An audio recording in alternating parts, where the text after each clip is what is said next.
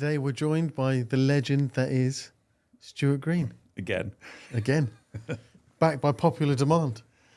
For those of you who haven't yet met our friend, XRAF, secure communications specialist.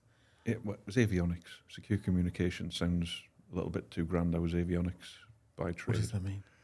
Fixed aeroplanes. Oh, that sounds fine. Yeah, that works. And then now the head of the Armour Group. Yep. Yeah. Welcome back. Thank you. Yeah, it's seems like hours. So the theme of today's show, general theme, we'll do what you like, but the general theme of today's show is things that are in the public domain, so we're not breaking the Official Secrets Act. Okay. So things that are in the public domain but are not in the public eye for whatever reason. Out of sight, out of mind. Ish. Yeah. Okay. Or underreported or surprisingly ignored. Oh, there's lots of surprisingly ignored. Yeah, I know. Yeah. That's So when the tiny little bit that I did delving into this, because I mostly want to be surprised by what you tell me, because the few things you have told me. So did you go Area 51? I didn't. Oh, okay, that's good. Can we do that? Do you know anything about it? Don't know anything about it. Anything about it that you can tell the world? Well, it's all in the public domain. Yeah. Oh, yeah. But can you confirm or deny? Can't confirm or deny anything. I signed this Official Secrets Act. So, but I mean, there's loads. There's a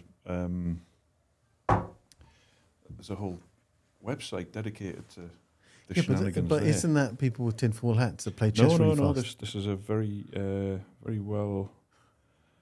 Can I say very well respected? Yeah. So this one was in the news fairly recently. So the guy behind Dreamland Resort.com, he's quite a well-known Area 51 specialist, and his place was recently raided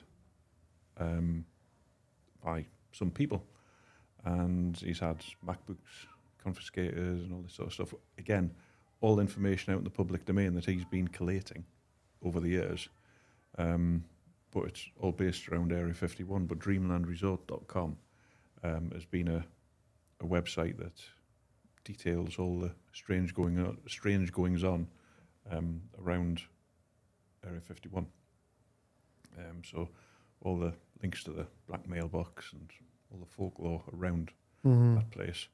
And a few years ago, actually went to the place called Rachel, where the little alien is, and it's the most bizarre place. Why? Well, it's all. I mean, you're X-Files generation, right? Yeah. Yeah. So all this government conspiracy theory around Area 51, and all the alien spacecraft theories, all that folklore. It's all summed up in one bizarre cafe, and it's everything you would hope for. What do you mean? So there's all the strange stuff on the walls, with signed photographs of people notorious in that sector, if you like. Really? It's everything you could possibly want from such a bizarre place. Yeah, brilliant. I think what's the film called? Paul. Where have you seen that? No. It's an alien, and then there's two Brits that discover it, and he call himself Paul, and he like smoking weed and stuff like that. But they actually go to the little alien there. It's a stylized view of it, but it's the most bizarre place. Well, so what made you go there in the first place? Just for fun? So I was working in Vegas at the time, not actually working in Vegas, but working at Nellis, and we had a couple of days to kill. So we thought we'll go up and we'll do the extraterrestrial highway. So we sort of drove up round the top and came back down the other side. And it's like, that's where Mad Max is filmed, obviously. It's a bizarre place, but it's interesting and peculiar, and boring, but wonderful at the same time. So yes, aliens? Pardon? Yes, aliens? Yes, aliens. Do you believe in them? Do I believe in them? Otherwise, what Area 51 is just another secret military base, then who cares?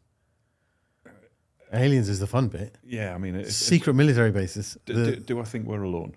We can't possibly be alone in the galaxy. Have they found us?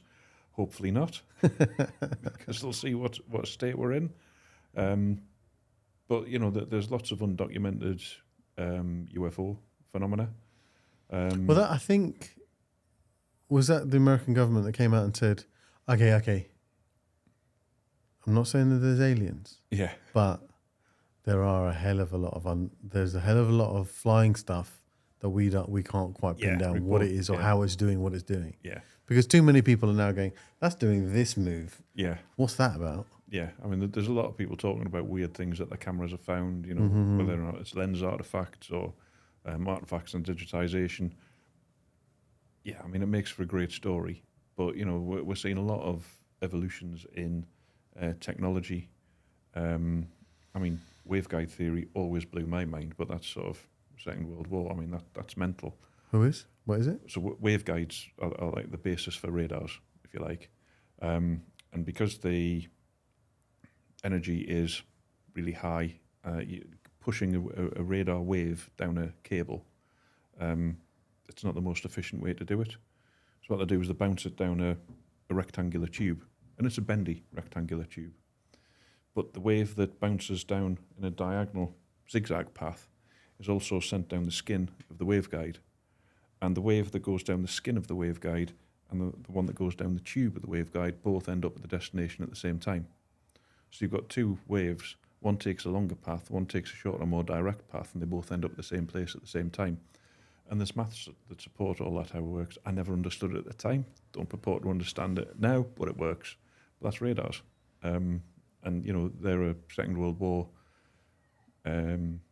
technology, which is before your Roswells and all that sort of stuff. Mm-hmm. So it's how that evolves, and it's evolving at such a rapid pace now. Radars in themselves are phenomenally cool, particularly on some of the sort of fifth generation aircraft, and the stuff that they can do is just mind blowing. So clever. For example, what can they do?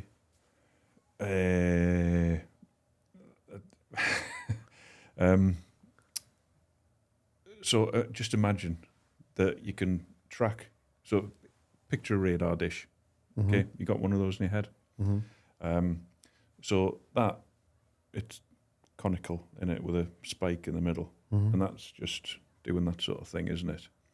So imagine that could track a target, but it could also keep scanning for other targets. How are you going to do that? That's cool. From your little radar dish with a cone, that's because modern radar dishes haven't got this cone and they haven't got this spike in the middle. They're flat.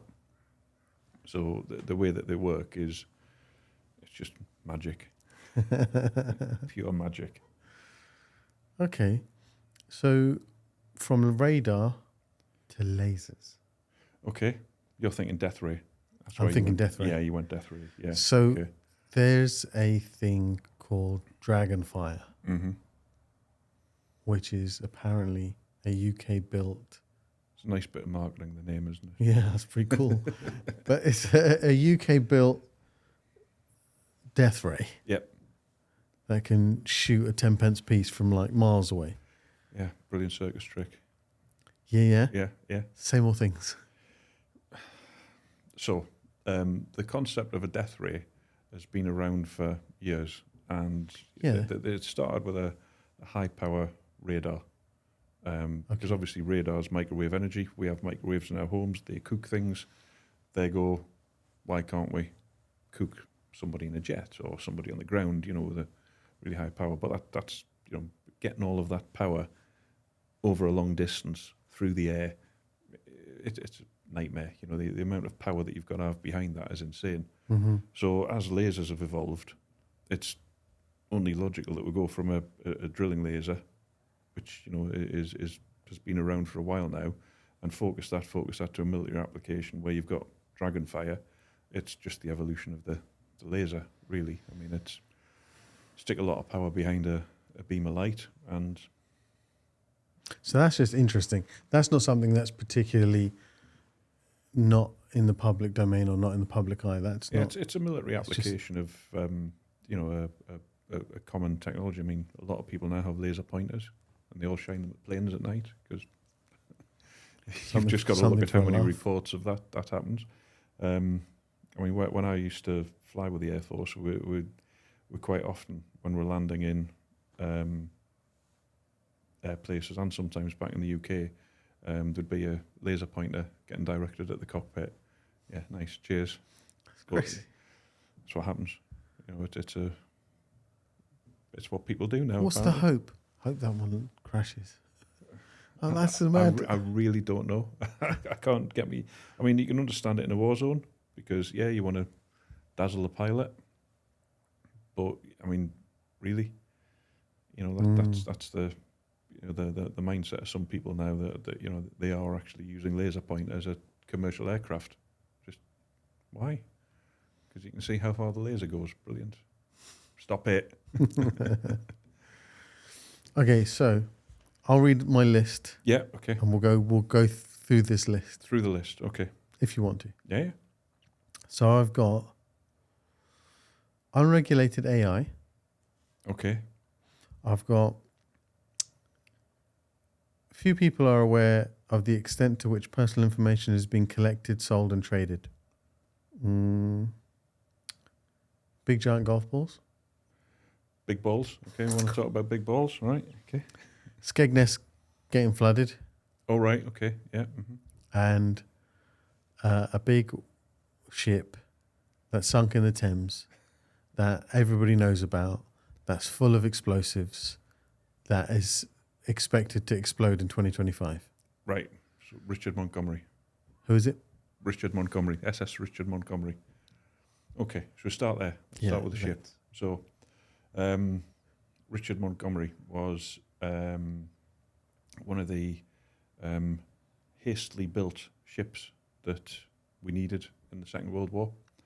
So they were built in the US based on I think it was a World War One plan, if you like. Now, Brits were pretty good at shipbuilding at that time. Had some good rivers that made some good ships, like the Clyde and the Tyne. So we were quite skilled at building ships. But when the US came to build these Liberty ships, they used a different grade steel, so it was a bit more brittle. And there are some of the Liberty ships still around now, but not many. Now, one of them was the Richard Montgomery. Now, there were three of them that suffered a fate. Two of them blew up in the US. One of them caused, I think there was in the Chicago area. And the Richard Montgomery is the one that's in the Thames estuary now. So that came in with its cargo, it dragged its anchor and got stuck on a sandbank. So hold full of explosives. And by the time the tide had come in the following day, there was this crack in the hull. So that has stayed where it sank, basically. But there's still about 1,400 tons of explosive on the Richard Montgomery. So it's there decaying and corroding in the salt water in the Thames estuary. Now, this is on I think it's the Maritime and Coast Guard website, all the bumf about it. So it is out there in the public domain, and it's there on Ordnance Survey maps, the exclusion zone around it. But it's not really talked about or known about outside of that area, but it's all there in the public domain. Is the fact that it's loaded with like 1.5 tons. How many tons? 1,400. 1,400 tons of explosives. Yeah. What does that mean? Well, it's a small yield nuclear device type of explosion. So it's going to be a bit of an issue when it goes off, because it's the water's quite shallow there. So obviously you're going to get the explosion happening. The water is going to be pushed out in a circulating around. So there'll be resorts around that Thames estuary that'll be overwhelmed by the sea, I would think. And this is expected to be a problem in 2025? It's rumoured. There's nothing on the actual website that it is going to be a problem in 2025. Rumoured by who? But there's lots of talk on the internet, if you like, of the fact that it is eroding. I mean, they have done stuff with the masts recently, because the masts are sticking up out of the water, so you can see the exclusion zone. And that the corrosion on the masts has started to become a problem. So if you mirror that corrosion underwater, then at some point the holes are going to go. And, what condition are the bombs in?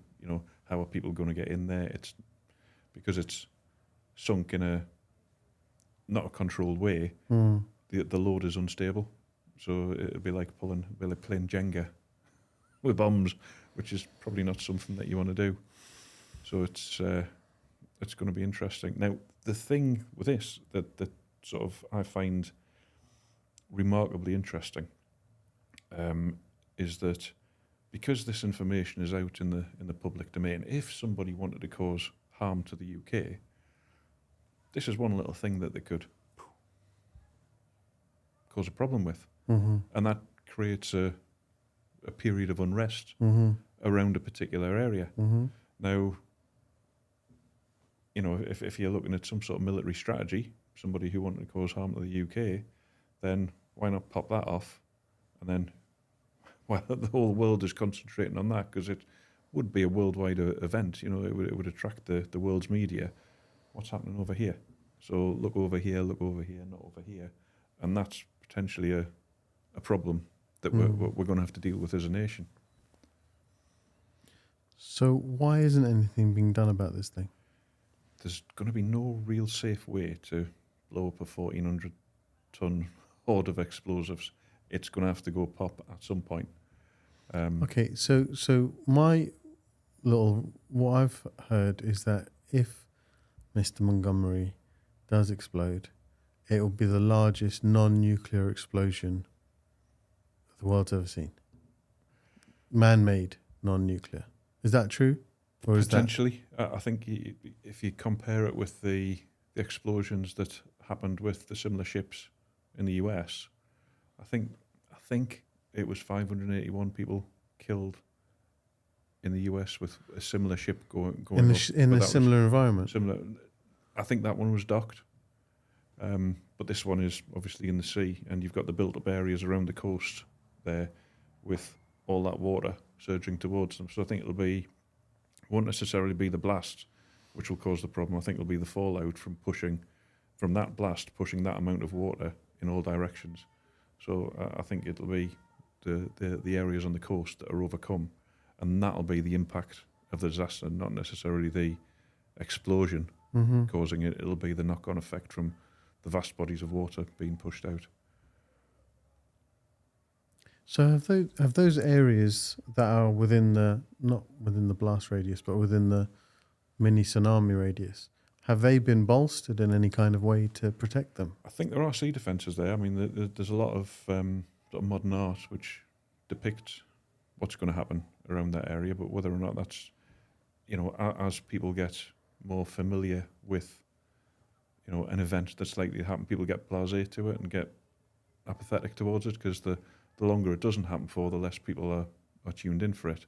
I mean, that's the same. That's human nature. It's the same for any sort of cyber type event. If we go back to my area of expertise, the more something doesn't happen for, the more people become less tuned into it. So it's these sort of things that we need to tune ourselves back into and be prepared for them.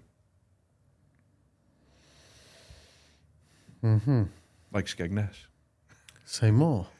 Because, I mean, that is, a well documented. I mean, if you go on the websites around climate change, there's a lot of predicted sea level changes, and one of the sites has got quite a good interactive map on 1 meter, 2 meter, 5 meter, 10 meter. You set the slider, and you see what the effect is of the sea levels changing to that effect. Again, this has been covered in the media earlier this year, and vast swathes of Lincolnshire, they're gone. They're going to be underwater with 5 meters of sea coming into play. I think Bawtry was a 13th or 12th century port, 13th century port. That will be a port again when all that water comes back in. What is it now? Bawtry. Yeah. That's a town. It's just a town? Yeah. It's not a port? It's a nice town. It's not just a town. It's a nice town. Nice town, but it's not a port, no. Why no. isn't it a port anymore? Because the land was drained, and it's been turned into agriculture, but because it's on or below the sea level, as the sea level rises and it's flat, it's going to come in that way. And that's anticipated to happen when? Some websites saying 2050, which is a little bit shocking.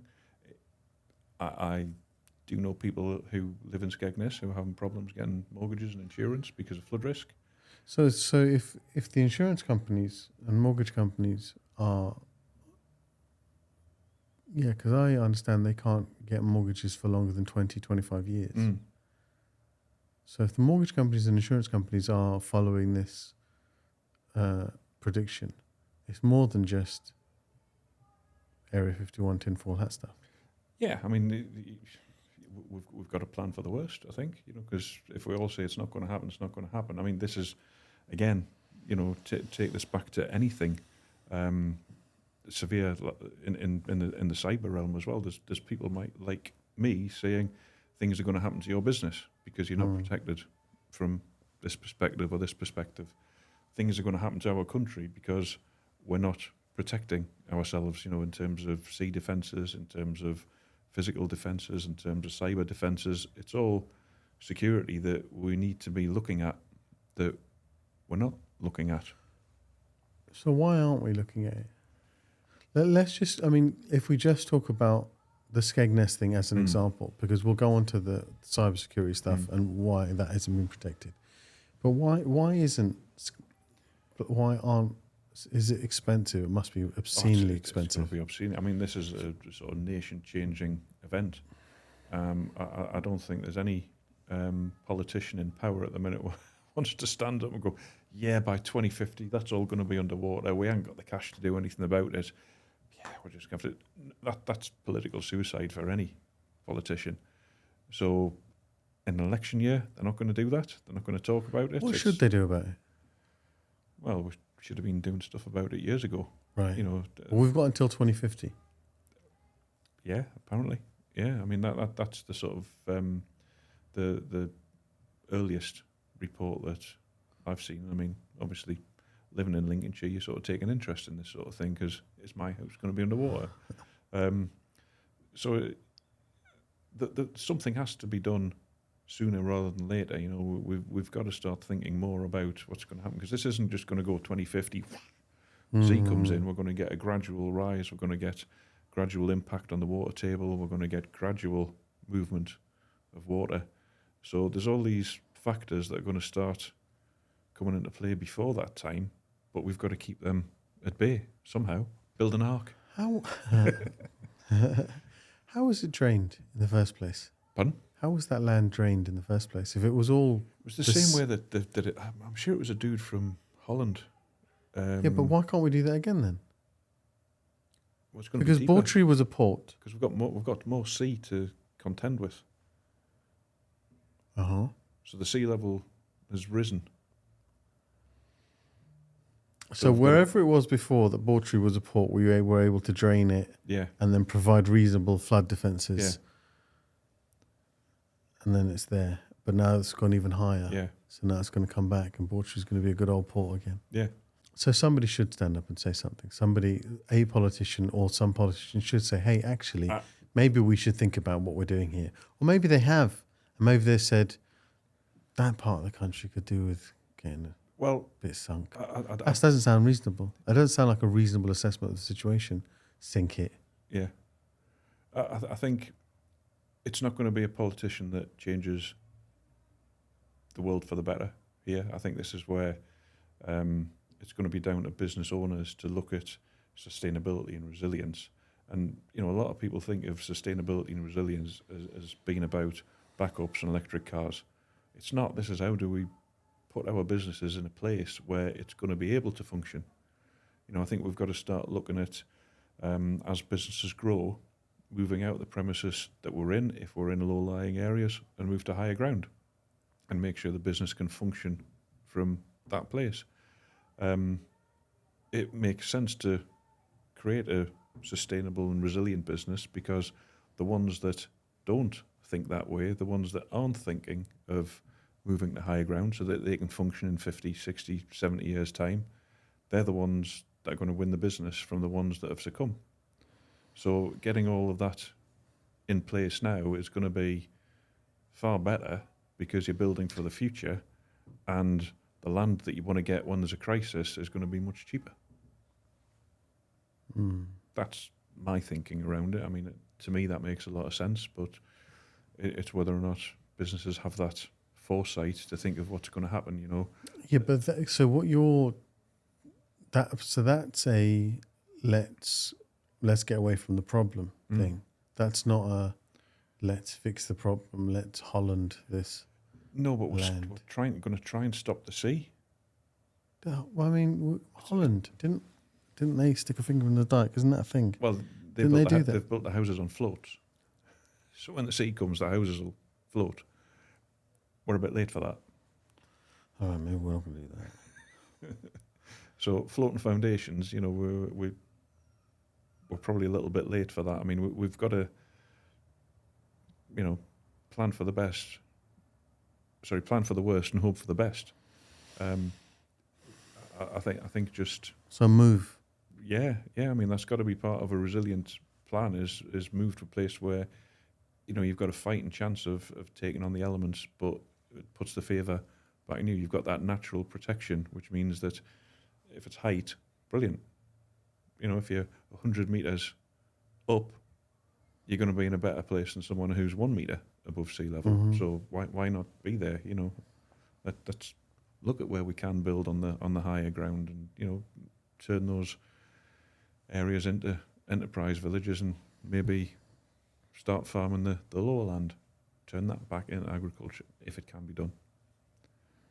So are you, like, in your cybersecurity world, do you see technology and data and stuff being used, not data, but technology and like secret squirrel techniques being used to uncover like historical artifacts or old secrets, or like, do you see that at all? Yeah, I mean, you know, we do have an investigative capability in one of the companies, and the whole point of what we do there around the R&D element and the investigative side is turn over the stones that other people can't or haven't turned over. Sometimes that exposes issues that, you know, uncover secrets that we shouldn't have turned over. It's interesting when those intelligence reports are filed, seeing who we get the response from. Depends on where they go. But, you know, there are times when, you know, we've come across things that that shouldn't be out there. But normally you can cater for that with a phone call or a discreet email message and signpost it, and the problem is removed. I mean, you know, if people listening to this want to have a fun, I say fun, trial at this sort of thing, one thing that you can do with even with Google is target Google to look at let's say Lincolnshire County Council. So pick their website, and if you target Google to actually look for Word documents and Excel spreadsheets, Google will actually search that website for a list of Word documents or Excel spreadsheets. That is a common thing that you can do with a file type switch in Google. And you can go and look for files. And quite often, public sector, they'll accidentally drop a file onto a SharePoint site, which is linked to part of a website, and you'll find information accidentally disclosed that way. So it's the accidental disclosure that Google helps you find, which, manipulating Google's not what people do a lot. They'll just put the search query into Google and off they go. Again, if you're using Google and you're doing reverse image searching, so you've got, let's say we took a picture of you, put your face and did a reverse image search, Google would come back and there would be some pictures there of you. There would be some pictures of people that looked like you, and it might get its algorithm wrong and chuck out something which isn't you, but it's a picture that shouldn't have ever been anywhere, and that picture becomes a bit of a problem. So it's not always about what you go looking for, it's about what you find when you go looking for things that can sometimes be quite interesting. What's the most, oh my God, that you can talk about, that you've found that shouldn't be out there?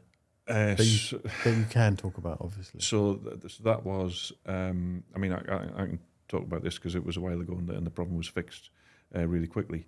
So I was on a train on the way back from London, and there was a guy on the phone, and he's one of these people on the phone, really loud, the whole carriage could hear him, and he was public sector employee. He was just talking about the website, and I thought, let's just have a look at this.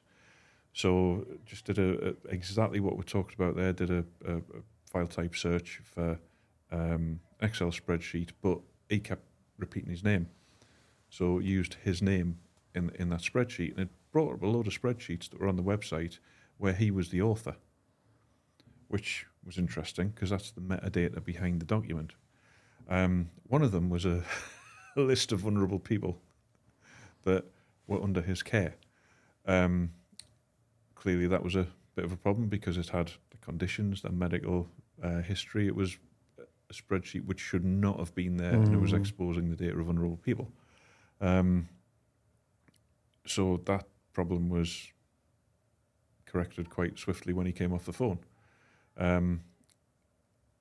Initially arrogant, but as soon as he turned the laptop screen around and he realised the extent it was corrected. So, it's not always going to be a problem, but I think that was the most disturbing because that was real harrowing accounts of what these vulnerable people had been up to. Some of them were clearly targeted, potentially trafficked, but it had where they were currently living and what problems they'd been exposed to, as well as medical history as well. So, that's the stuff that shouldn't be out there, but through human error made its way out there into the public domain. But it was found and it was redacted.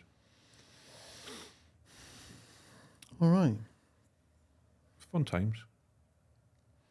I don't 100% know where you get up to. Well, it is a really interesting line of work. And, when I left the Air Force, I decided that I didn't want every day to be the same. And certainly there are no 2 days ever the same.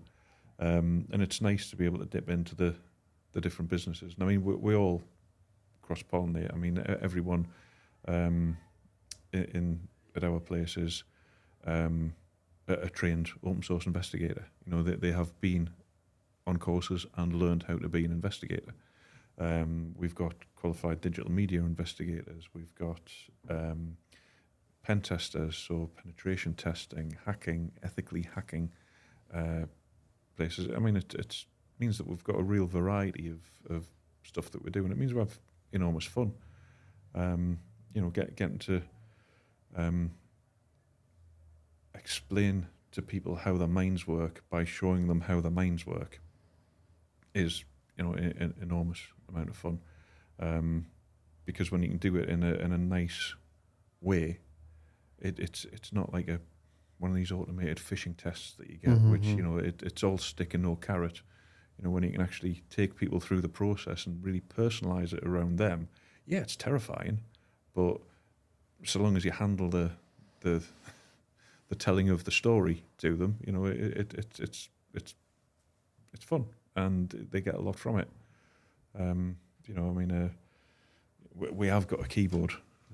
We talk about this now, so we have a keyboard here, which it's just been sitting there. And before we sat down to this, I said, tell me what's wrong with that keyboard. And both you and Jordan looked at it and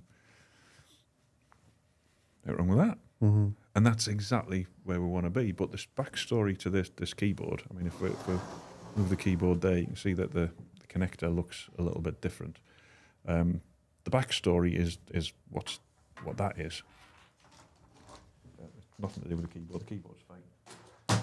Now, this little thing here, I love these because people will believe what they're told. And it looks like a USB stick. It's a bit shorter than a USB stick, a little bit fatter, but because it looks a little bit different, it therefore has a purpose. And we've sent these ones out and used these ones, and it's become a keyboard accelerator. So just unplug your keyboard at the back, plug your keyboard in this, plug that in the computer, accelerate your keyboard, and it'll stop your keys sticking. People swallow that up, and it's actually a keylogger. Now, the backstory to this is why the investigation side and the actual testing side is not the planting of this. This is the discovery bit, and if you going back to the whole purpose of what we're doing today, it's what's in the public domain. Now, there's a wonderful website out there called wiggle.net with 1G, and that website shows a lot of purple dots. So you go on a map, it just shows you a purple dot, but every purple dot is a Wi-Fi network. So if you want to target a business, one thing that pretty much every business does not do is switch the Wi-Fi off at night. People switch the lights off, they lock the doors, maybe close the curtain, but they don't switch the Wi-Fi off. And they should? Yeah. Because? So Wi-Fi, when it's in a building, that Wi-Fi is like hanging a network cable out of your window, because the Wi-Fi doesn't just stop at windows and walls, it'll bleed out. So quite often you can be in a car park of a business when it's closed, the parking bays are all empty. They've got CCTV, but nobody's monitoring the CCTV. It's only there to tell you what's happened, not what's happening.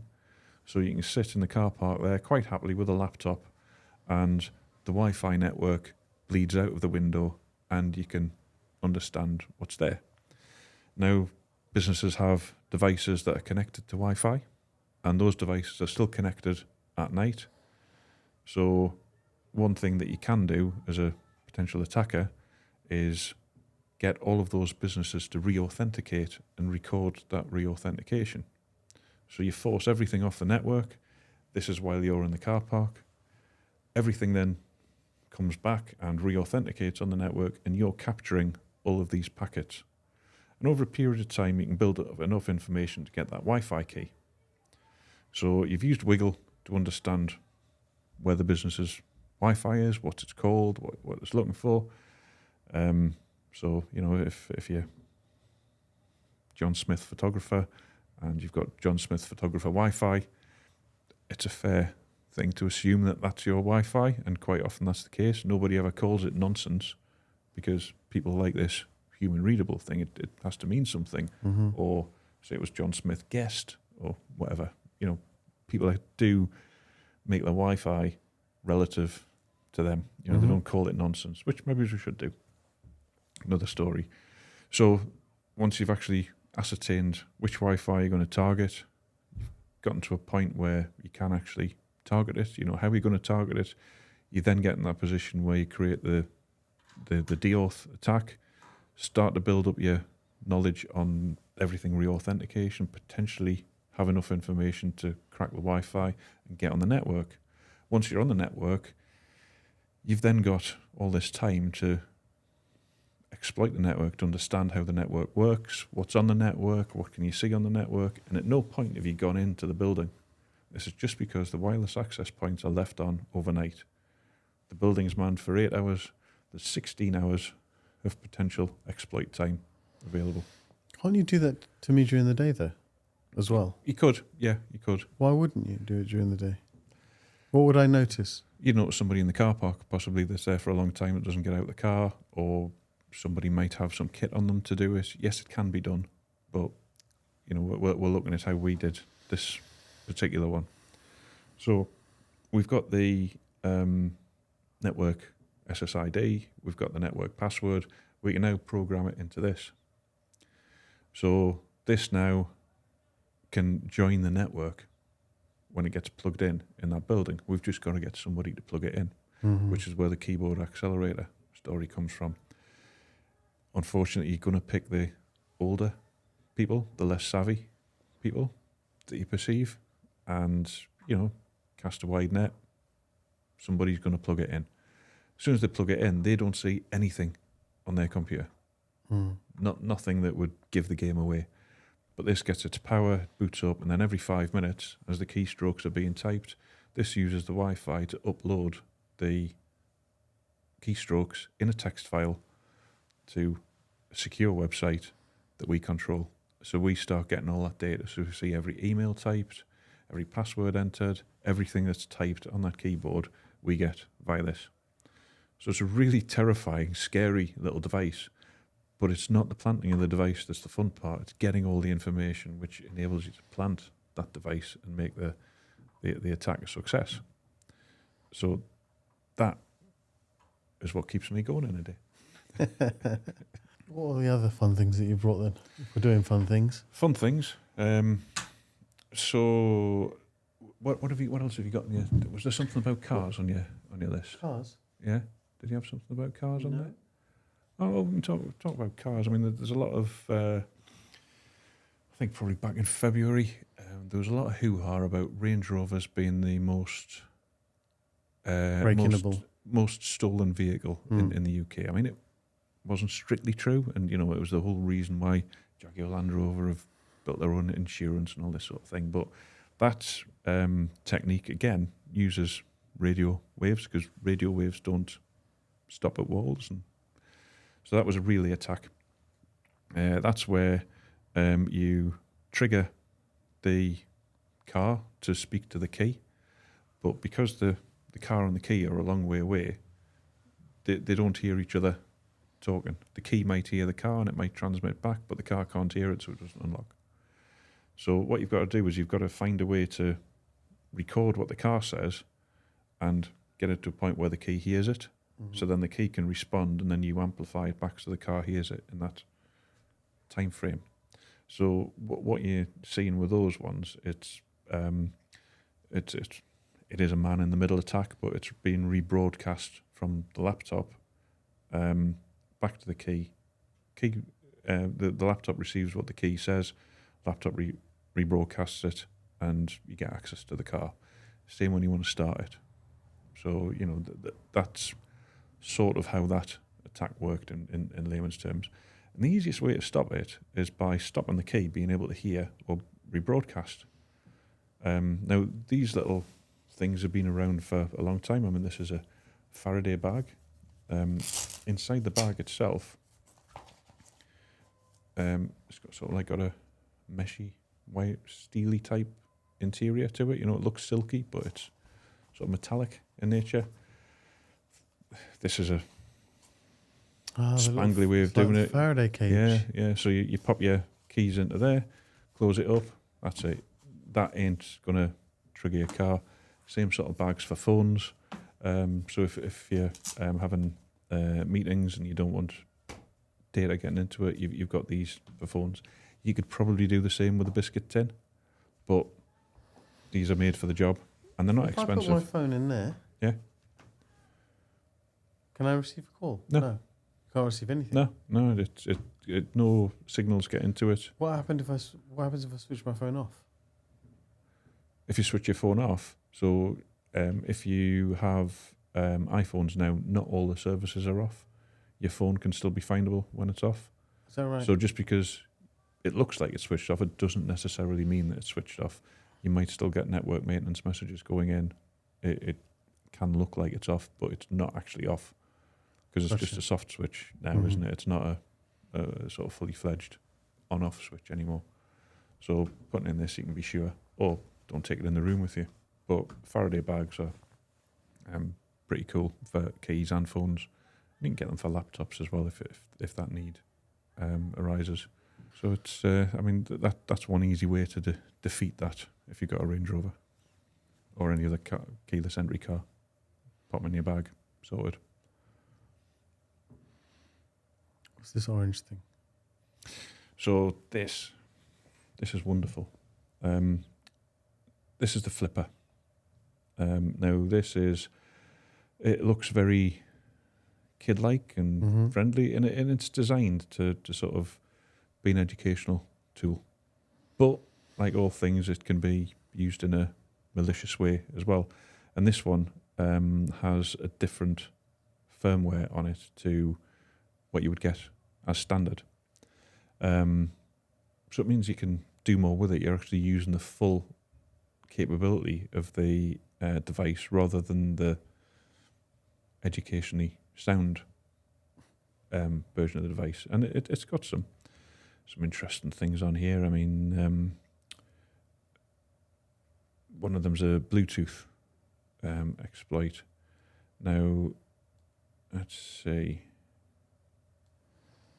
Have you got your phone on you? This will see how up to date your phone is as well. If you've been patching it like a good little soldier. So yeah, what'd you say? This will see if you've been patching your phone as well. If it's, What does that mean? I haven't done anything. Yeah, there's no updates. Haven't done any updates on your phone. I bet I have. What are you going to do? Well, let's see. So if we do that. So what this is doing, this is just simulating Bluetooth devices speaking to your phone to try and convince you to do something. To convince me to press on something. Yeah. Yeah. Now these are sort of benign, but it's just you and I in this room. I mean, there'll be a few people around and below who'll be getting strange pop-ups on the phones right now. So is this now, that's communicating to every iPhone? Yeah, it's just broadcasting. So other phones will be picking up on these that's messages. just looking to steal from anyone. It doesn't care who wants to steal from. It's fairly indiscriminate. It's not actually targeting a specific device, but it's interacting with a device enough to potentially... So how do I get my device to stop that from happening? So shortcuts. So the way that I do it is that when I leave locations that I know, I've got a geofence. So my phone will pop up to say, you're leaving this area. Do you want to switch Wi-Fi off? Yeah, I'll switch Wi-Fi off. And it'll switch Wi-Fi off for me just by running that shortcut. But why do I want that to happen? Because when I'm driving, I need... Yeah. Oh, that's Wi-Fi though. That's Wi-Fi. It's not 3G or 4G. No. I mean, this is done through Bluetooth. So this is a Bluetooth specific compromise. Now, if we want to do, we do a Windows device. Yeah, your phone's up to date because that one's not killing it like it should. You're the one that's put the protection on the phone. Yeah. So Bluetooth is a vulnerable thing. Yeah. Wi-Fi is a vulnerable thing. Yeah. And the normal 4G thing? Anything that broadcasts can potentially be hacked, eavesdropped. Because the very nature, it has to establish some sort of communication somehow. The higher up the frequency spectrum you go and the more complex you get, so 4G, 5G, not to say it can't be, but it's really difficult to do it. Gotcha. When you're getting into the lines of jamming radar and radio, it's harder to do it because you've got a bigger spectrum to play with. You know, if you wanted to kill HF radios or VHF, UHF radios, you've got to really be working in a really big frequency band, and you've got to put out a phenomenal amount of power, phenomenal amount of noise, you ain't going to be doing that with one of these. You're going to have a transit van or bigger, full of kit that'll get really, really warm to do that sort of thing. So it's for this sort of commoditized technology, but this is the really important stuff because it's what we rely on. You know, we rely on Bluetooth, we rely on Wi-Fi, and the technology to secure Wi-Fi to a point where you've got a reasonable amount of protection in place. That's been around for a long time now, but so few businesses use it. You know, so few businesses have implemented radius authentication in their Wi-Fi. So it means rather than having a Wi-Fi password that you give to everybody, people have a username and password that they have to put in that's tied to their main account. Mm-hmm. So it means that only people who are allowed and authorized to use the Wi-Fi can do it. Really easy to implement, but very few businesses do it. It's normally just this Wi-Fi password that everybody knows. Okay, so I know we did this last time, Mm-hmm. and I don't feel satisfied. Okay. I don't feel satisfied that I know the answer. There are real credible threats. Yep. In the cybersecurity space. Yep. Not just from a country, government, military point of view, not just from an infrastructure point of view, but right down to the little old business owner point of view. Right, there are real credible threats all the way through. Yep. And they're increasing. Absolutely. Why 104% increase between 2022 and 2023 in fraud. 104%. So why isn't there a massive movement? Why isn't there a thing? So why is it so softly catchy monkey? So it's difficult to legislate against, but I think that's coming. I think the amount of data which is being lost is going to make things really difficult for company directors, because ultimately, if their business leaks out data, they're the ones responsible for it. And it's only going to take a few landmark cases to get that in place. If you look at how businesses haven't risen to the challenge of protecting data, I mean, we're talking about what's there in the public domain, if you like, what's out there that is hard to find. You've only got to look at the ransomware groups and their blog pages that they have on the dark web. Now, that dark web is there which anybody with the know-how can access. And the ransomware groups are getting more and more proficient, and they've got this blog. And the blog tells you who they've attacked. And when they don't pay the ransom, that's where the data gets published. Now, we could pick any number of businesses, but one that really sort of springs to mind happened last August. The business owner, you can see why they would be targeted, because very brash, very self-assured, and would be likely to have upset a few people. But they're also a supplier to critical national infrastructure. So you've got two types of people who are going to go after that. Now, they got compromised, and a lot of data was taken, valuable data, but they poo-pooed it. They said, it's only 0.4% of our data that got taken. But that 0.4% was still a sizable chunk of data. And people get into this mindset that 512 megabytes of data is not much. 1 gigabyte of data is not much. You know, my phone has 256 gigs of data. You know, that's so 512.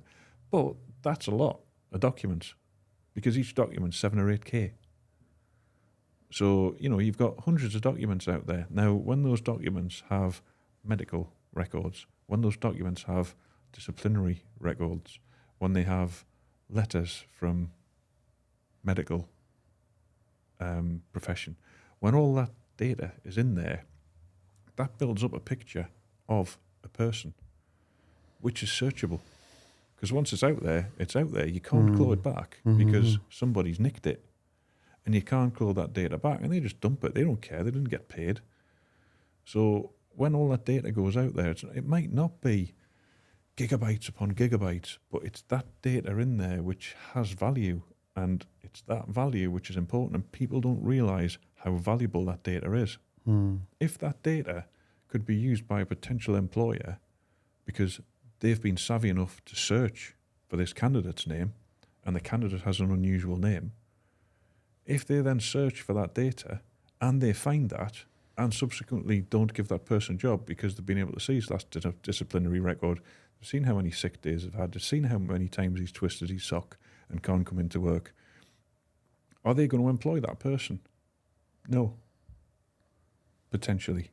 So that then goes on to harm an innocent bystander who's been caught in a data breach where a director has been negligent over protecting data.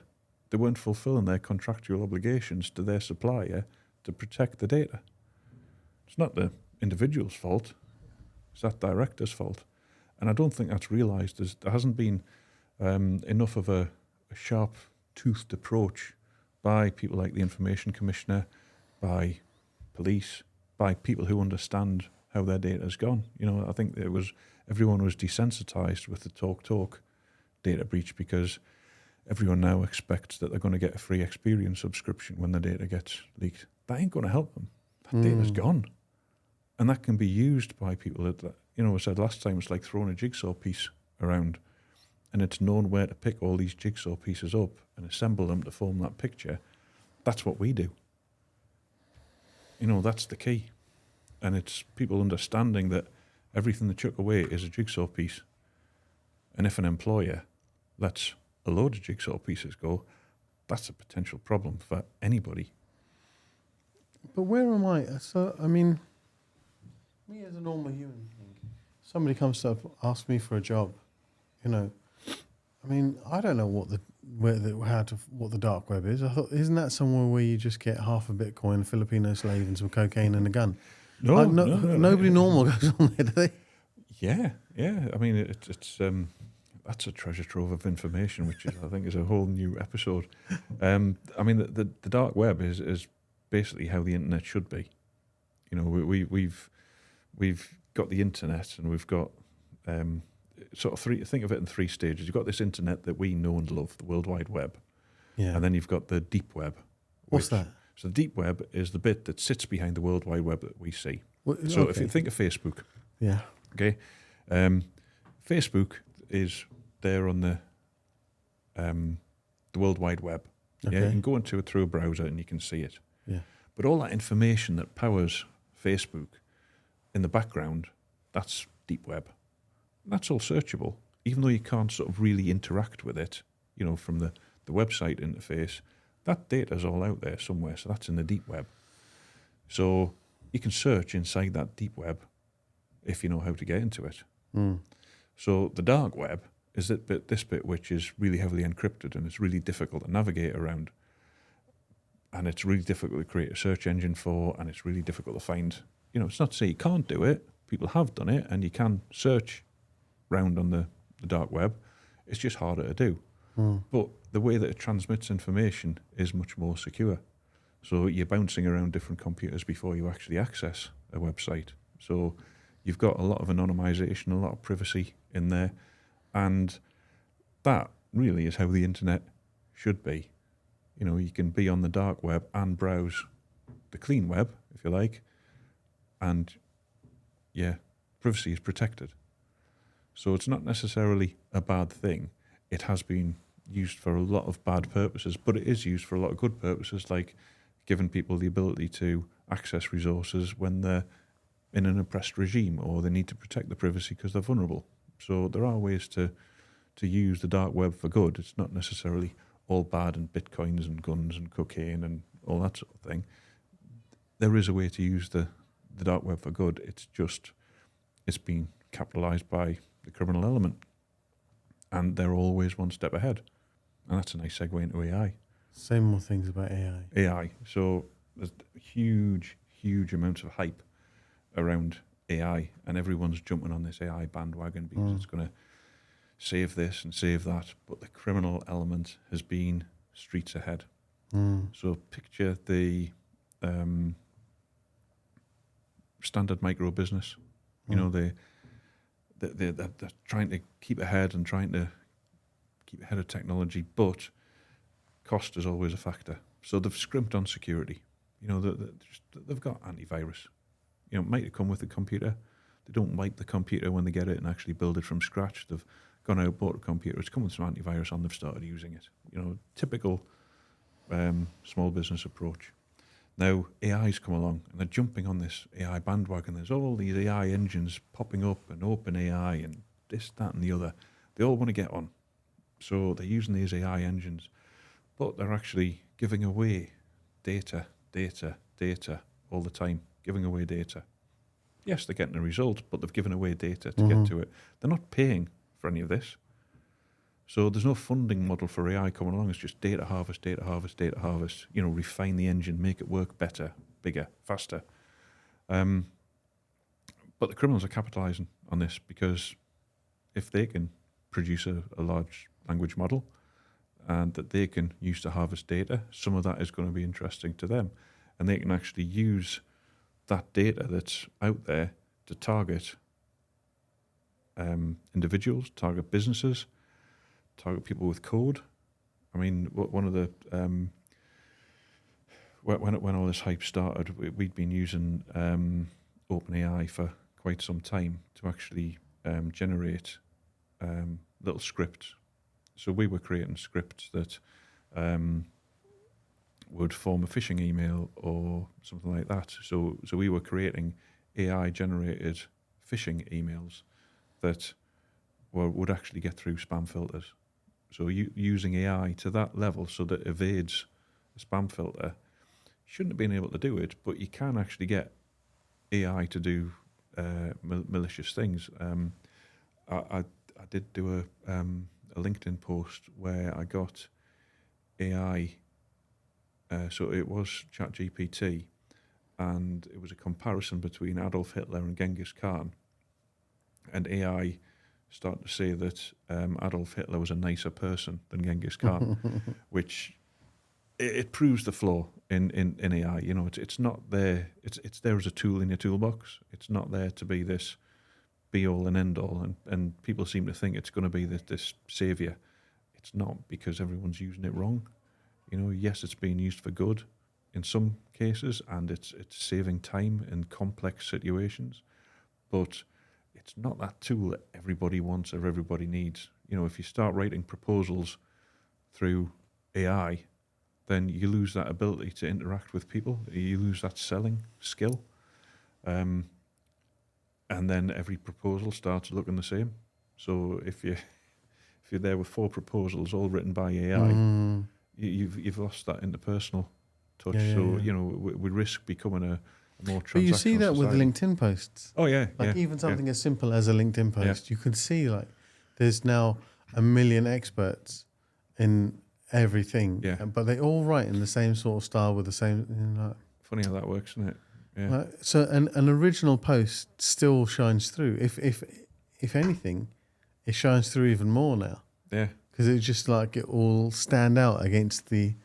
It's quite interesting. And it's. I mean, one thing that I've noticed. I mean, you may or may not have noticed that there's a certain element of sarcasm in my posts. You know, I disguise it sometimes. But I think with AI, you can't get sarcasm. You can't get humour injected into it. No, it's not very funny. No, not yet. It will. I imagine it will be. It'll be trained on that sort of thing, but I don't know how. Yeah. Because it's a really clever language model. Yeah. So it's a super smart predictive text. As soon as everyone's, it's very clever, but no, it's not very funny. Yeah, no, it's not very funny. Bless it. Yeah, I think we've got to remember that AI is artificial intelligence. It's there as a tool in the toolbox, not the be all and end all. It's not there to replace something. How much of a demon is it? Pardon? How much of a demon? How much of it? It's horrific. I mean, one of the things I don't think people have fully realised is how good it can be. Now, on my LinkedIn feed, I've shared a few times an advert that I think was Deutsche Telekom, whereby you'll take a face and then you'll age that face with AI, and then you'll start to put that face onto different people.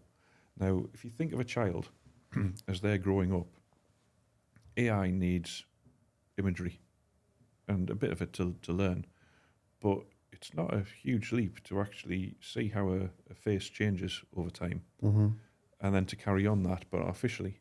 So we're going to see, these are the problems we're going to see in the future. We're going to see AI-based identity theft from pictures that have been put on social media of kids. You know, that's going to happen later on down the line.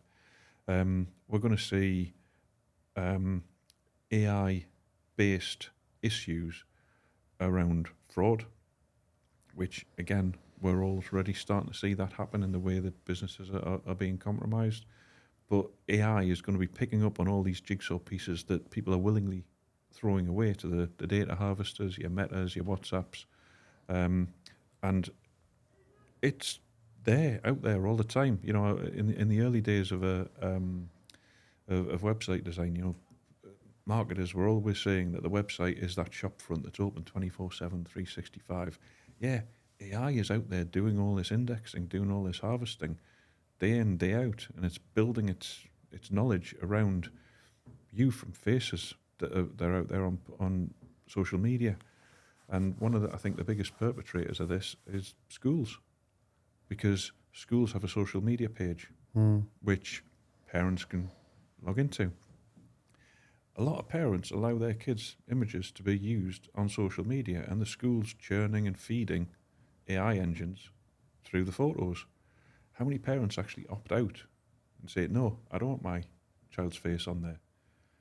I mean, it's not going to solve the problem, because there's going to be some digital imagery of people out there at some point, but it's reducing that lake on which AI feeds and drinks.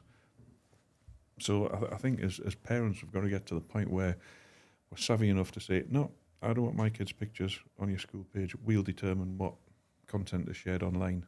I mean, do we really need to? Why can't we go down the pub and just show people pictures, you know, like we used to? Far more sociable that way. Be far more pubs. But then, so you've got...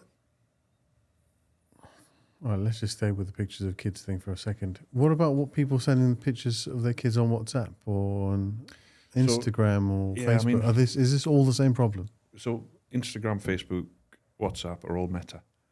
They're all the same company. They're data harvester. Yeah. They're all feeding that data harvester. And it's there. You know, you don't pay for a Facebook account. You don't pay for an Instagram account. So, you know, if you don't pay for something, you're the product. You're not the consumer, you're the product. So all of these apps are there to feed that data harvester so that they can target you with ads and make the revenue on ads. Now, yes, WhatsApp end-to-end encrypts messages, but it also sends all that metadata through to Meta. You know, the clue's in the name, Meta. So all this metadata is going through of what you've been talking about, and it's the same on Instagram, and it refines this model they have of you as a person, what your interests are, what you're looking for, and it means that you start getting targeted with more relevant ads. That's what it's there to do. And at some point, you're going to buy because you've been talking about that new lawnmower, and you've just seen a cracking deal for a new lawnmower. Buy. They earn a... Is it also doing the same thing with audio? Is it picking up your audio and using those cues? If you've enabled microphone, yes, the potential's there for it to harvest audio as well. At what point is it just like a done deal and it's over? I think we're past that point. It's a done deal, it's over, right? Yeah. So you're running around like enemy of the state. Pretty much, yeah. I mean, you know, I think anybody in this sector that we work in is really quite, you know, we are seen as the ones with the tinfoil hats now, because we're the odd ones. You know, you're not on Facebook, you're not on WhatsApp. What's wrong with you? Well, we're actually the normal ones. It's you that's mental because you're giving your data away freely. I mean, I was just thinking about this today, and I think about it periodically, where I just, like, I'll have a moment of clarity about, like, this device and how vulnerable it makes me. And I'm just like, I don't want that anywhere near me. I don't want one of these things. And then its value and its usefulness and, and the fact that it's that trade-off. Yeah. You know, but it's understanding it enough to use it in a way that it is useful to you, but you're protecting your privacy at the same point. I mean, it can't be a coincidence, like you said, that all of you people that are sort of luminaries in your field, like the guy that runs TikTok, was he said, "Yeah, I don't touch the stuff. Yeah, My kids don't touch it." yeah, You know, Steve Jobs said, "Yeah, my kid wouldn't. I wouldn't give him a phone." Like they're pretty much all of them. I had a guy, Arthur Nassim. He's like a virtual reality specialist, and he was, and that's what he does, and he's really passionate about it, and like for training and all the rest of it. But at the same, he said all the reasons it's amazing for a training point of view, it's awful from an from an entertainment point. Because for all the reasons it's good at training, it is exactly why it's harmful from an entertainment. Yeah, and I said, would you let your kids touch it? And he's like, the age that they recommend is 11 years old. Mm-hmm. When my kids get to 11, maybe we'll have that conversation. He goes, but no, I'm not going to let them touch it. You're like, that's really interesting. Yeah, yeah. They know that they are fully aware of the dangers of it. Absolutely, yeah. And I mean, with a minority, because we haven't got the meta marketing budget that tells the world how safe we are. We haven't got the TikTok marketing budget that says, "Oh, we've put these new controls in, everything's fine." No, absolutely not. The Instagram. I think I think the most well documented case of how bad things go is the tragic case around Molly Russell, where Instagram just kept reinforcing hatred, self-harm, suicide, reinforce. And when you dig into the whole case around that, the imagery that was put in front of this young girl, if you just keep bombard, it's going to change their mindset. And, tragically, she took her own life. And social media was instrumental to that. So we've got to think about what it is that we're doing, because the big tech companies aren't putting those safeguards in place. It's down to us as parents to make sure that that's what we are doing, and we're protecting our kids from this horrible world. So why isn't the government insisting on protections? The government. Because they how come you get censorship like like 9 o'clock, that whole thing about the watershed. How come you get a watershed on terrestrial TV, but when it comes to the internet, anything goes? Because we had Mary Whitehouse for TV. We haven't got her anymore. We haven't got a Mary Whitehouse for social media. I mean, but why not? Why doesn't the government? I'm sure they do this stuff in other crazy countries. It's not nice to call them crazy countries, but you know what I mean? Yeah, I know. Where they're like, that's harmful. We're not having that. We decide. We have a censorship board that decides what's appropriate. Yeah. UK has that. We have a censorship board-ish. Yeah. Okay, it's watered down now, but there are things that you can put out on posters. There are things that you can put out where children might see them. Yeah. It used to be better before. Fine. Now you can see, all kinds of madness. But there is still that censorship board. So why is the internet? No, it's a free-for-all. No. Freedom of speech there, not here. Yeah. It's a ridiculous state that we're in. But there are elements which show why we can't trust the government to do this. And, this isn't a tinfoil hat moment. I mean, let's go back to the infamous Nadine Dorries post. So there was a lot of hoo-ha around passwords and protection of data in Parliament because they'd been hacked. Nadine Dorries comes out with this famous Instagram post now where she was sharing her username and password to get access to her parliamentary data that had details about constituents and her parliamentary affairs. She was sharing them with her staff on her account, but her intern and foreign exchange students, all these people who shouldn't have had access to an MP's account, had access to it. And it's, I just share it. It's fine. Don't appreciate the value of the data. Mm.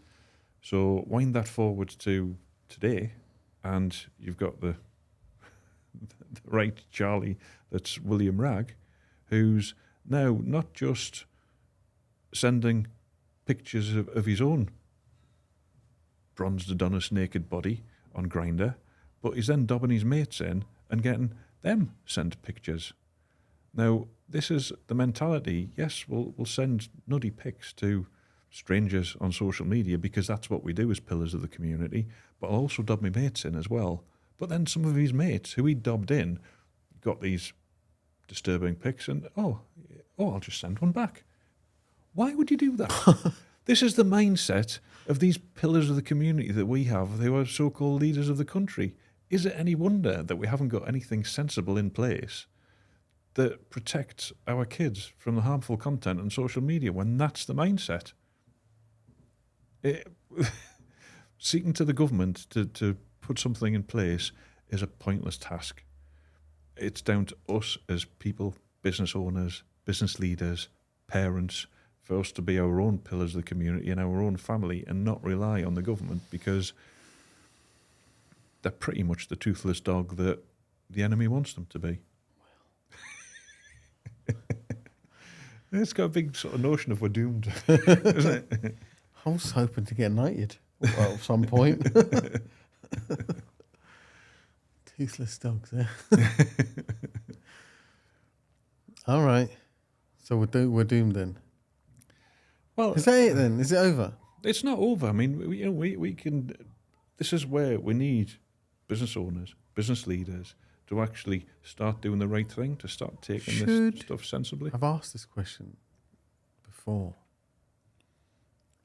but should upstanding members of the community, like yourself, upstanding business owners who understand what's going wrong, shouldn't they be the ones?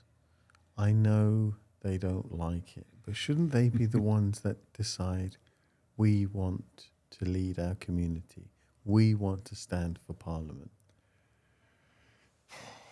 No. Well, should we just let should we just let the wild? Should it just be the Wild West, and then we just hide in these bunkers? Now, this might be really and if this makes it in the final cut, I'll be amazed. But I've always thought that people who end up as MPs are the kids that get bullied at school.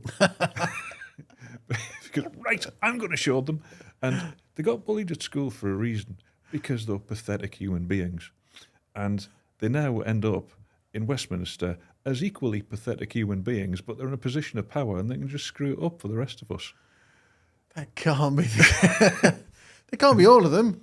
There's got to be some good eggs in there. There's probably a couple of good eggs in there. Who want to serve the people. Yeah, a very noble cause. But unfortunately, they're surrounded by a load of incompetent buffoons. Do you remember Tony Benn? Sorry? Do you remember Tony Benn? I do, yeah. He was a legend. There's been a few legends, but there's no legends in the class of 2024. I mean, when you get the Prime Minister going on social media in a pair of trainers and the sales of those trainers absolutely tank because he wore them, that tells you that we've got a bit of a problem. Bless him. I mean, just don't wear things with labels on. Oh. All right then, don't then. I'm trying to find good people to stand, because I'm like, surely it's possible to be led by good people. Surely it's possible. I think the pool of politicians is so polluted.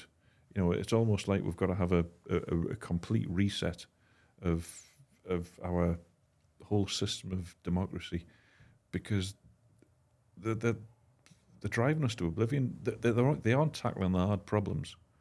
The hard problems like Skegness is going to get flooded. Like there's a big ship in the Thames that's going to decimate towns when it goes pop. The tricky problems like this, they're not handling. But the ridiculous problems of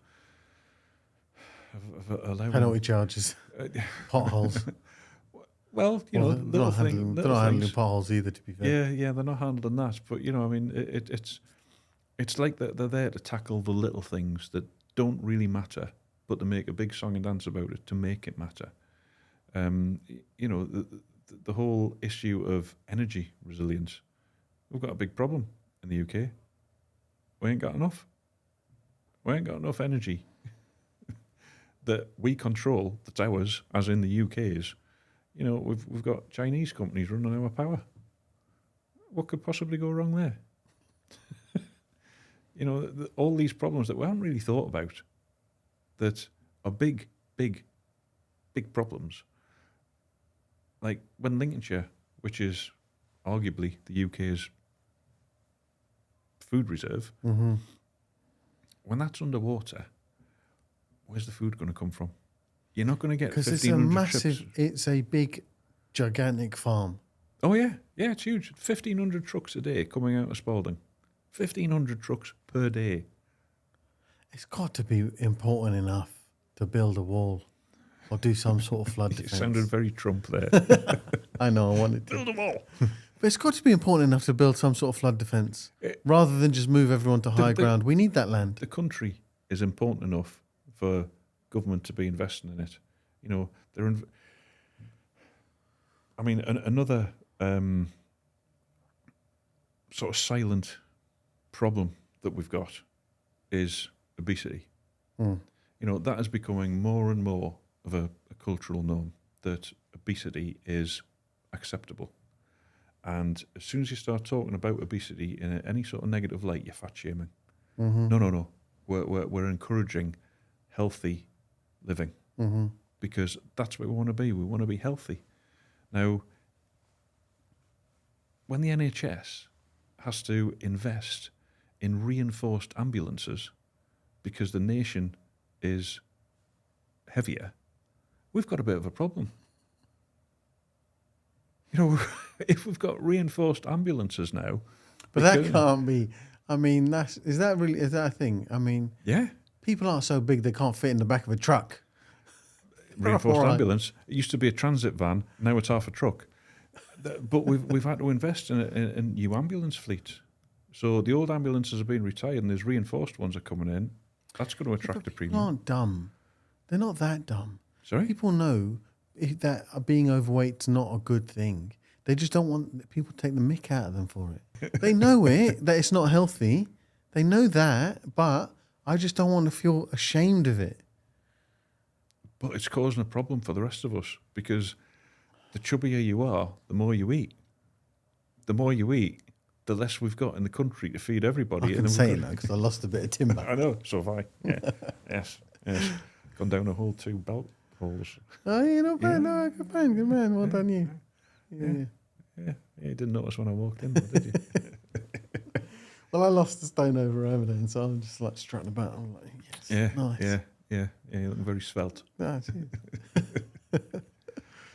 But yeah, no, all right. So what we're going to do, I'll tell you what we'll do. We'll create a list. We'll create a list of the problems that we've got because there's a wild mental health epidemic with the kids. Massively. It's going nuts. The social media thing is just not making them well. They're getting sicker and sicker and sicker. So the average teenager that went through GCSEs at the time that my eldest went through GCSEs, the average number of social media accounts that they were maintaining was 14. That was the average. I was struggling to name 14 social media platforms at that time. I mean, that was only, 3 years ago. Now, maintaining 14 presences. If you've got to maintain 14 presences online, what's wrong with you? I've got WhatsApp, LinkedIn, text, and email. And I feel like deleting 2 of them. Yeah. Like, So there was Instagram, Snapchat, TikTok, Kik, and a handful of others that I'd never heard of. But you start to think, what are they playing at? Mm. And I mean, this was a rural community. Now, is it worse in rural communities because they haven't got the engagement that you get when you're, in a city or a town, or is that a reflection across the board? But I mean, when you've got 14 different personas to maintain, that's insane. That's going to give anybody stress, let alone a teenager that's dealing with everything that they do. Back to things that are in the public. Back to your list. We were talking about unregulated AI. Yeah. One of the things that popped up when I was looking at this was communities, thousands of people, workers in, I want to say unregulated, but in sort of weird countries, weird. It's not the right way to say it either. But in, In faraway places. in faraway places, Yeah, who are being used to populate data into this machine, these AI machines. I don't know what this means, because in my head it's just like shoveling coal. Obviously, that's not how you put data into a machine.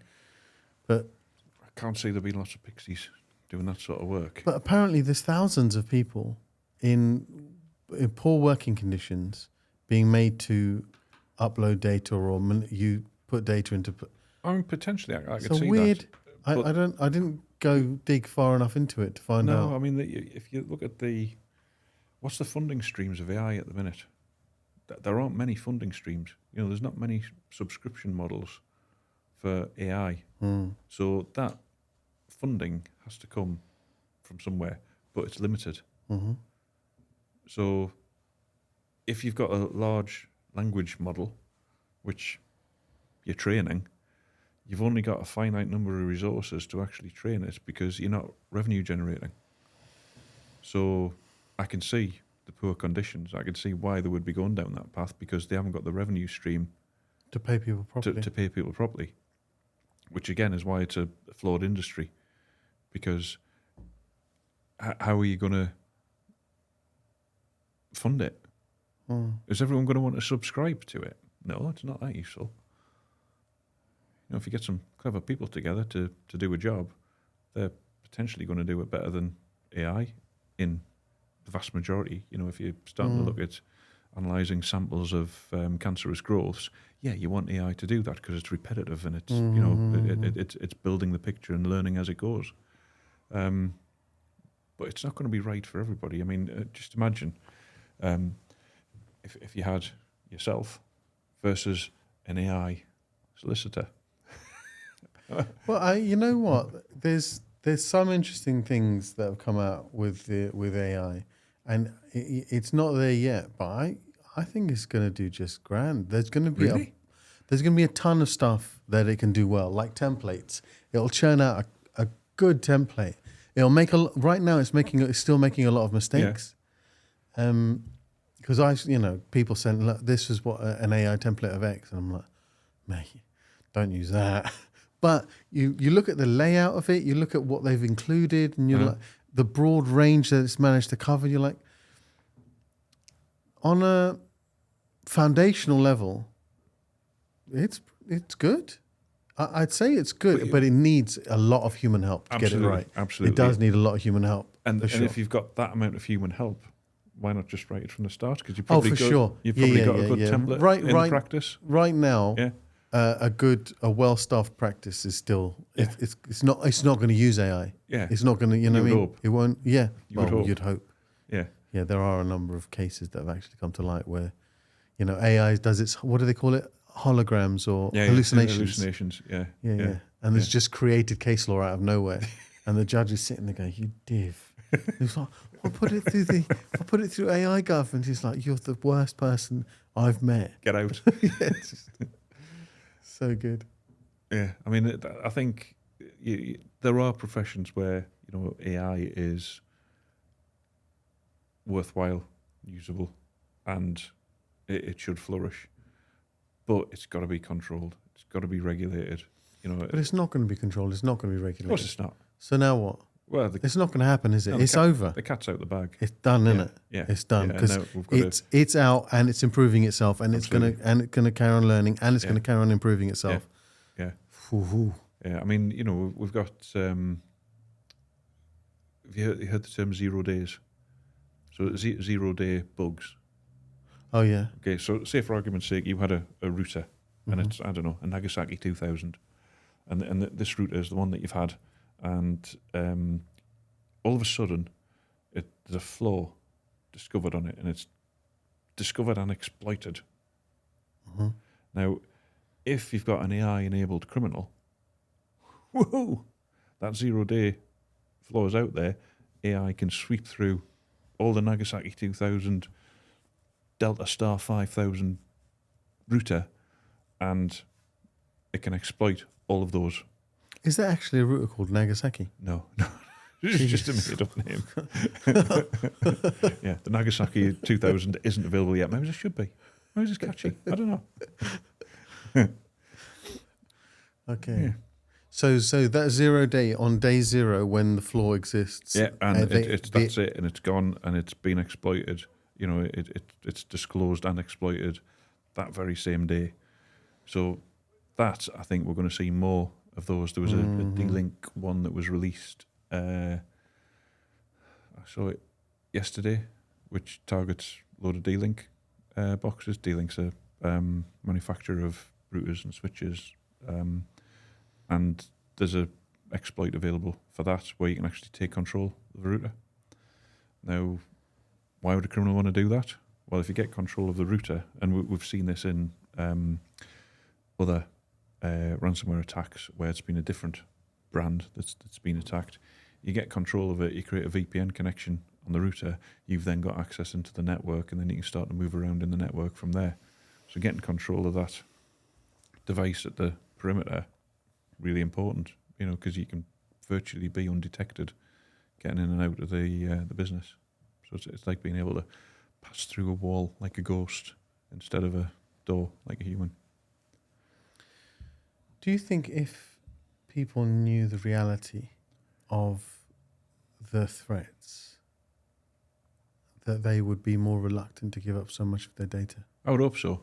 I mean, if people could see what... Is that the reason why it's such a big deal isn't made of it? Because the people, there are too many, not too many, there is a lot of powerful vested interest in data being shared.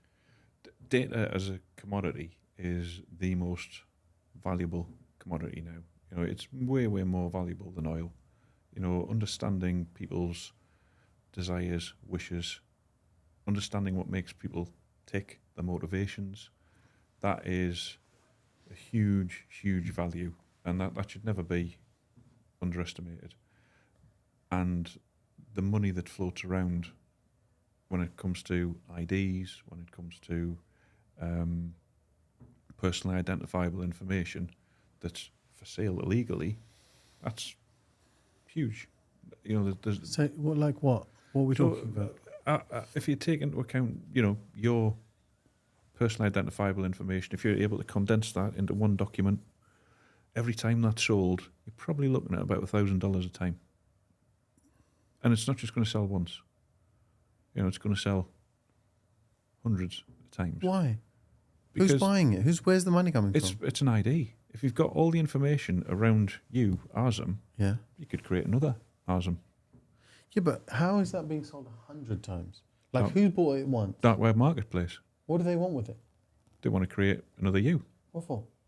Credit cards. Yeah, Identity but I theft. haven't, like, how prolific is this? It happens daily. Hourly. But so at some point, where's critical mass where everybody's been cloned? We're not there yet, but with the amount of data that's floating around now, we're not a million miles away from it. There's But probably too much data to actually handle to do it on any sort of scale. So it happens if somebody has enough to create a single ID, that will be sold again and again and again and again. Yeah. From who to who?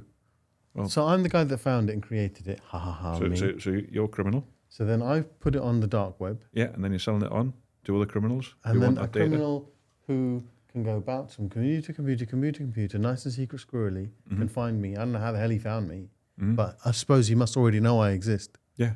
because that's how he found me. Because Yeah. the coppers can't find me, can they? Well, they seem to be having a hell of a hard time catching anyone that does any fraud at That's the moment. because, I mean, I really worry about how handicapped our police are, What do you mean? because they could do everything that we could do and more, but they have legislation which stops them from doing it. So they would have to do a potentially Have you seen a Batman? You Sorry? know, the one with Morgan Freeman, yeah, where he says to Morgan Freeman, he goes, just do me this one thing. I'm just doing that. yeah, I just need to hear everything. I just not need my bat ears or whatever. And he Yeah, says, yeah. I'm going to do this one time, yeah, but then I quit. yeah. Is that what you're talking about? Yeah, I mean, They morally think that No, there's some legislation that says you it's can't do that. CPS, so they've got to have their evidence in a watertight way to be able to present. And they've got to obtain this legally, and This warrant. well, get the evidence.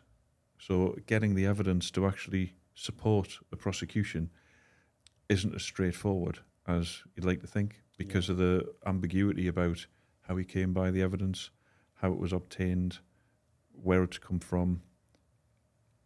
All of that, you're not necessarily going to get the whole documented case. Would you like them to be unhandicapped? I think that there's got to be... Because here's the problem. Yeah. Here's the problem, right? You're batting for both sides of the fence. Yeah. Because on the one hand, you're saying data security, data privacy, all the rest of it. On the other side, you're saying give the police far-reaching... No, I'm not saying break encryption, give them back doors. I'm not saying that at all. But to go against the legislation which really doesn't do that much to protect privacy and security, to be fair, gives them quite a lot of snooping rights. But to expand that further, would give them even more rights and restrict privacy. It's not about restricting privacy. It's about allowing them to do more effective detective work, and effectively hack. Give them the ability to hack back, and hack for good. I think that's what we've got to get to, that point where they are given that skill set where they can hack to obtain evidence and information. It's really dodgy ground. It's not going to happen in 6 months' time, but I think that they've got to be able to combat the modern threat, and they've got to be able to disrupt the criminals in the same way they could do it in the physical plane. They've got to be able to do it on the cyber plane. They've got to be able to do it legally on the cyber plane as well. And that's harder to do. Hack for good. Yeah. Just tell you off then. Go on then. So they'll be able to stitch this one in, won't they? Yeah. Yeah. All right. So one of the other fun... We'll stick it right at the end. Thanks to everyone from Seven Studios for hosting us again. Yeah. It's been grand. Thank you, everyone. And thanks for having me. Yeah, you're welcome. Always. We'll see how protected it is. There we go. I shouldn't have said that.